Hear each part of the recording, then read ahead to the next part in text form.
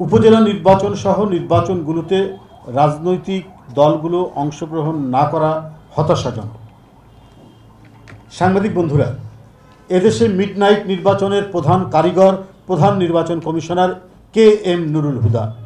তিনি মিডনাইট নির্বাচনের যে নজির সৃষ্টি করেছেন, তারপরেও অন্যান্য রাজনৈতিক দলগুলো আগামী নির্বাচনগুলোতে অংশগ্রহণ করবে তা তিনি কি করে আশা করতে পারেন? সিইসি পরিচালিত নির্বাচনে একমাত্র শেখ হাসিনা ও তার পারিষদই উল্লসিত হয়েছেন। দেশ বিদেশের সবাই 30শে ডিসেম্বরের নির্বাচনে শুধু হতবাকি হয়নি, বাংলাদেশের গণতন্ত্রের ভবিষ্যৎ নিয়ে আতঙ্কিত হয়ে তারা ওই নির্বাচনের বিরুদ্ধে সমালোচনার ঝড় তুলেছেন। এই সিইসি ভোটারদের প্রতারিত করে অভিনব মিডনাইট নির্বাচনের মাধ্যমে একটি নিরঙ্কুশ কর্তৃত্ববাদী একদলীয় রাষ্ট্র কায়েমে সহায়তা করেছেন। যে সিইসি 30শে ডিসেম্বরের নির্বাচনের পরে বলেন যে 30শে ডিসেম্বরের নির্বাচন স্বচ্ছ ও নিরপেক্ষ ছিল, উপজেলা নির্বাচনও একইভাবে স্বচ্ছ ও নিরপেক্ষ হবে, তাহলে স্পষ্টতই বোঝা যাচ্ছে উপজেলা নির্বাচনের ভবিষ্যৎ কি। এই নির্বাচনও যে আগের দিন রাতেই অনুষ্ঠিত হবে তাতে কি কোনো সন্দেহ আছে? কোনো সন্দেহ নেই। সমস্ত নির্বাচনী ব্যবস্থাকে ধ্বংস করে, ভোটাধিকার কবরস্থ করে, সিইসি নিজের বিশ্বাসযোগ্যতাকে ধ্বংসর পরেও আত্মপীড়ন বোধ না করে অবলীলায় 30শে ডিসেম্বরের মহাভোট ডাকাতেরই নির্বাচনের পুনরাবৃত্তির ঘোষণা দিলেন উপজেলা নির্বাচন নিয়ে। কারণ এই সিইসির সরকারকে ভোটারবিহীনভাবে বিজয়ী করতে সুষ্ঠু ও উৎসবমুখর নির্বাচন কখনোই তিনি চান না।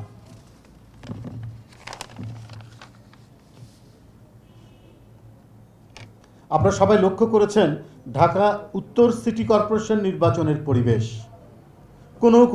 কোথাও কোনো সারা শব্দ নেই, মানুষ নীরব ও উৎসাহহীন।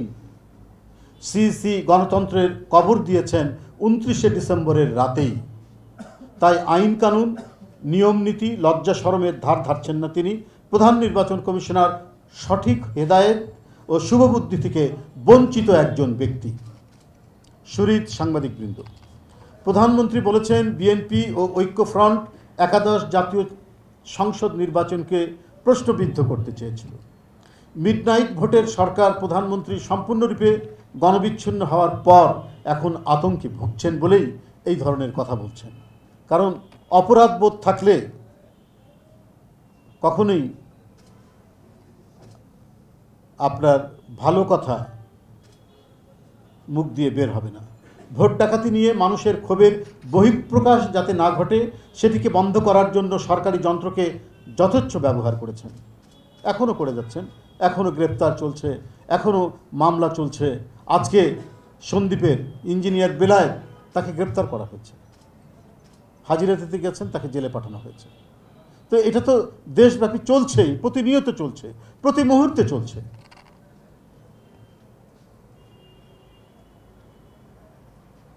বন্ধুরা, প্রশ্নবিদ্ধ নির্বাচন বলেই সরকার বিরোধী দলকে কোনো সভা সমাবেশ করতে নানাভাবে বাধা দিচ্ছে।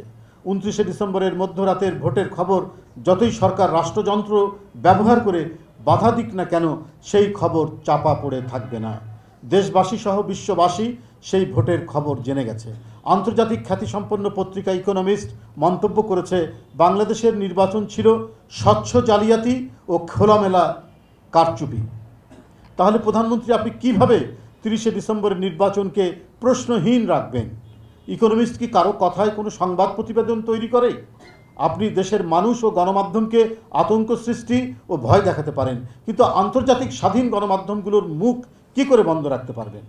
আপনাকে কেউ কেউ জননী হিসাবে বিভিন্ন খেতাবে ভূষিত করে, তবে আপনি যে অপরাজনীতি ও অপনির্বাচনেরও জননী, সেটা জনগণ আরও তীব্রভাবে এবার আরও বেশি করে টের পেয়েছে। ভোটাধিকার থেকে বঞ্চিত জনগণের ক্ষোভ যে কত তীব্র আকার ধারণ করেছে তা আপনি টের পাচ্ছেন না। ক্ষমতার মোহমায়ায় আপনি কোনো কিছুই উপলব্ধি করতে পারছেন না। সাংবাদিকবৃন্দ, প্রথমে আমি বাংলাদেশ জাতীয়তাবাদী দল বিএনপির সকল পর্যায়ের নেতাকর্মী, ঢাকাসহ সারা দেশের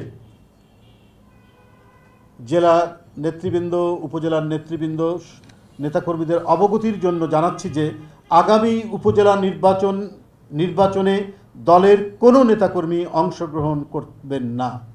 যদি কেউ দলের সিদ্ধান্ত বরখেলাপ করে নির্বাচনে অংশগ্রহণ করে তাহলে তার বিরুদ্ধে সাংগঠনিক ব্যবস্থা গ্রহণ করা হবে। আমি আবারও বলছি, আপনাদের মাধ্যমে আমি বাংলাদেশ জাতীয়তাবাদী দল বিএনপির দেশব্যাপী সকল পর্যায়ের নেতাকর্মীদের অবগতির জন্য জানাচ্ছি যে আগামী উপজেলা নির্বাচনে দলের কোনো নেতাকর্মী অংশগ্রহণ করতে পারবেন না।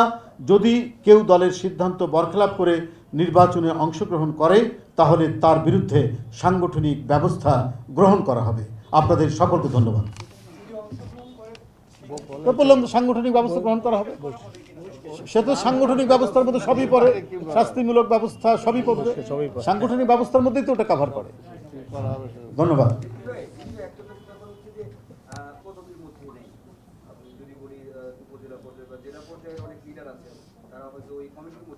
কর্মী যারা আমি বলি তারা পদ পদবি ধরেন দলের যে সাংগঠনিক পদে নাই কিন্তু প্রাথমিক সদস্যতা আছেন, ওই জন্য বলে দলের সকল পর্যায়ের নেতাকর্মী। তো সেই নেতাকর্মীরা যদি তারা করতে পারবেন না, সে প্রাথমিক সদস্য হোক আর কোনো উপজেলা কমিটি, ইউনিয়ন কমিটি অথবা জেলা কমিটির নির্বাহী কমিটির মেম্বার হোক, সে কেউ এটা করতে পারবেন না, এটা দলের সিদ্ধান্ত। ধন্যবাদ।